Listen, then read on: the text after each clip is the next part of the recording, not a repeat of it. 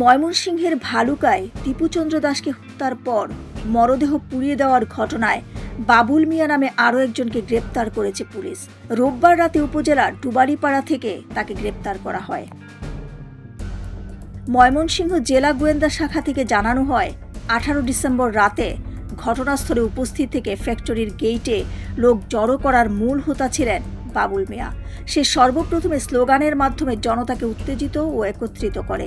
পরবর্তীতে দীপুকে গেইটের সামনে মারধর করে হত্যা এবং মরদেহ মাস্টারবাড়ি মেইন রোডে নিয়ে যাওয়া সহ উত্তেজিত জনতার মাধ্যমে মরদেহের ওপর অমানবিক নির্যাতনে সক্রিয় সহযোগিতা করে।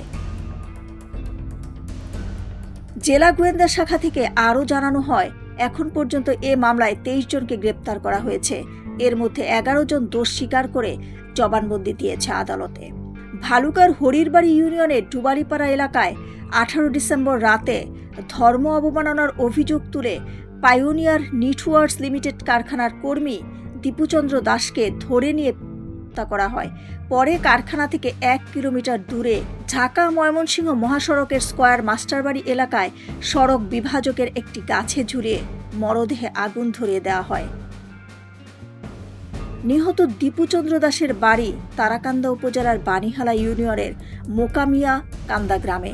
এ ঘটনায় তার ভাই অপুচন্দ্র দাস অজ্ঞাত পরিচয় 140 থেকে 150 জনকে আসামি করে মামলা করেন। মামলায় এ পর্যন্ত 21 জনকে গ্রেপ্তার করেছে আইনশৃঙ্খলা রক্ষাকারী বাহিনী। দিলরুবা খান, ন্যাশনাল ডেস্ক, সোনালী নিউজ।